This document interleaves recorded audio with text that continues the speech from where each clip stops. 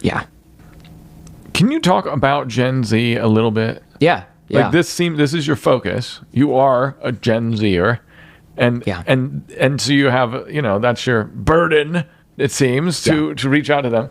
What's up with, why are they self-harming? Why are they harming themselves? And why do they, what are they facing in this world, challenge-wise, from what you can tell? I mean, you have way more experience interacting with them than I do. Yeah. Well, I mean, self-harm. Like, I have a friend that was like, hey, the enemy wants Gen Z to take their life because they're actually called to give their life for the gospel, right? They're called to be dead for the Lord. And the Lord is, oh my goodness, the Lord is raising up. Like, I've never seen what the Lord is doing. Like, in my generation, the Lord is raising up Gen Z evangelists. Like, even when I told you about going to Brahms, and like, there's this girl, I mean, she's like, what is she, 19, 20? Like, she grew up foster kid and just like encountered the Lord just recently, radically set on fire. She's Gen Z and she's preaching the gospel in Brahms, leading people to Christ, right? Like, it's crazy what the Lord is doing. And so the enemy wants to take out Gen Z because they're called to give their life for the Lord. The enemy wants to bring a spirit of self-harm, a spirit of suicide upon them because they're called to give their lives completely to Him.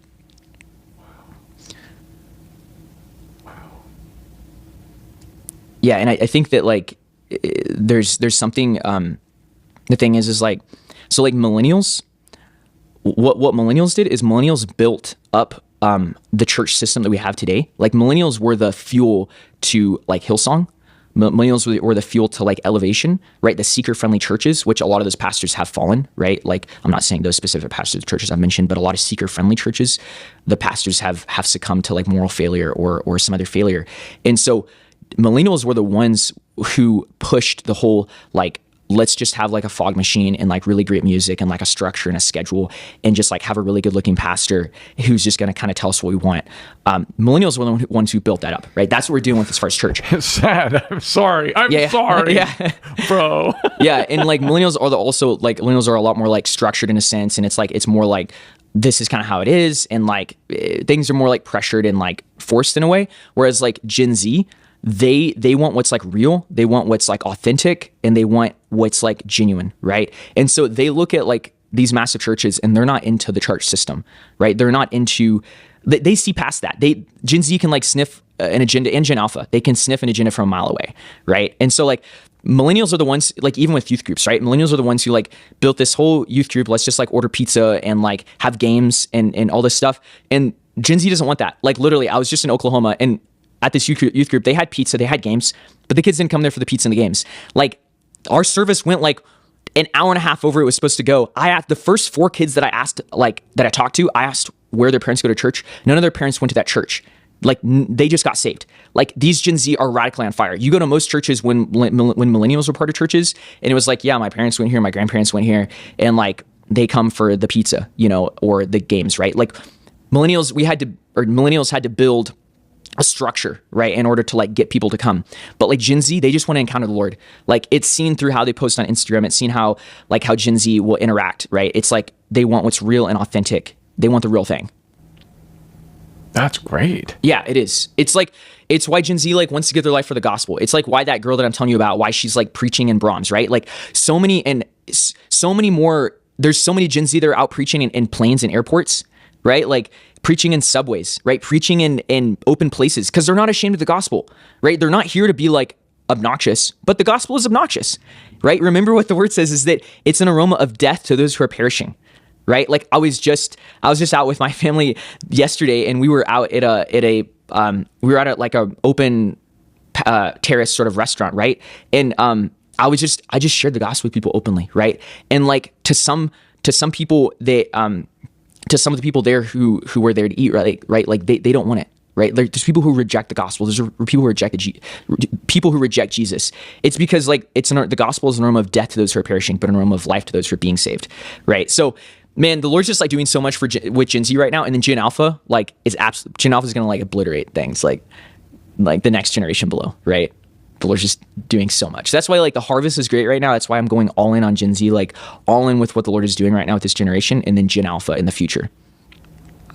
I'm so glad because they are facing challenge worse than most generations before them challenge of the digital world. Yeah. From what I see. Yeah. So it would make sense where sin abounds, grace abounds much more. Yes. And so also passion, it sounds like. Yeah. Yeah. But I think it's why too, like, I think it's why it's so important and so crucial for us to work together as the body. Like, I talk a lot about Gen Z, but it's cross-generational. I literally, I'm going back to Belize next week, and I'm planning like just a Friday night get together, and a lot of people that aren't Gen Z, right? It's like an intercessory group that we have. And the Lord's raising up Gen Z intercessors too.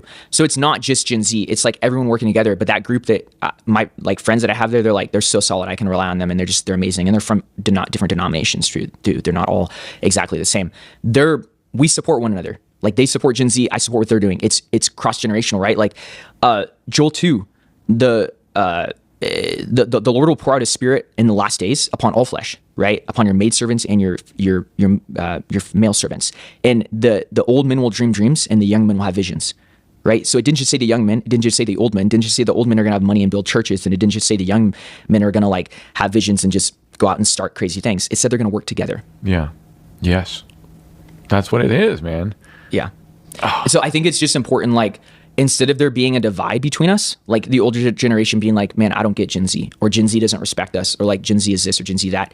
And like Gen Z, instead of us being like, man, just like, who cares? Like, I'm gonna dismiss those old people. Like, they don't understand anything. Or even millennials, like, they don't, they're not vibing with anything right now, right? Like, instead of that, like, we have to work together, right? And older people have resources, right? Because they have a lot more years of experience. They also have wisdom, right? And so that's like crucial. And then young people have like vision and vigor.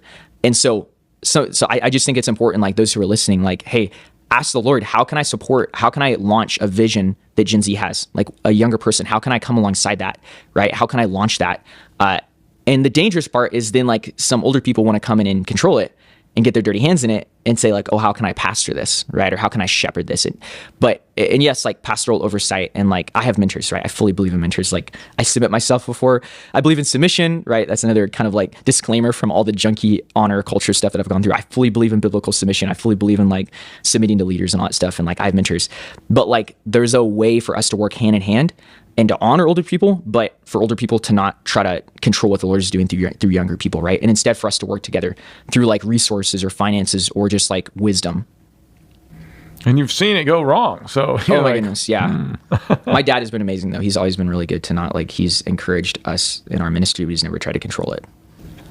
What do you want to say to this generation and the Gen Alpha, if you could say something to them? Be a Stephen. I believe that Stephen was the Gen Z of his day. He was young, he was zealous, but the one thing that set him apart is that he locked eyes with the face of Jesus. As he was dying, and remember, he spoke out against the religious system, against the religious leaders of his day. He was willing to speak boldly. He was willing to say whatever needed to be said for the sake of the gospel. He said, the heavens are opened, and I see the Son of Man standing at the right hand of the Father. And they rent their garments. They shrieked, and they were so mad at that. And so people hate when you fix your eyes upon Jesus, those who are against God, right? And so I would say to Gen Z, be like Stephen. Go all in for the gospel. Go all in for the Lord. Speak out what he's telling you to speak out, but fix your eyes on the face of Jesus. And I don't believe that was the first time that he had done that. I believe it was a lifestyle. I believe that just kind of how they say that, like, when you're martyred and you're asked the question, will you recant? You've already decided in your heart what you're going to say prior to that. You're not going to be like, let me think about it. Can I have a moment can I make a call? Can I call in? No, that question is already answered in your mind. It's a predetermined answer. And so I believe it's the same way with Stephen, where I believe that he built a lifestyle of seeking the face of God, of seeking the face of his master. Just like it talks about Moses. It talks about Moses in Hebrews 11. It says that he persevered as if seeing the one who was invisible. Whoa. He persevered as if seeing the one who was invisible. That's Old Testament. In Colossians 1, 15, 16, Jesus is the image of the invisible God, the firstborn over all creation. That's great. It's a great thing for the Gen Z. Yeah. I need it.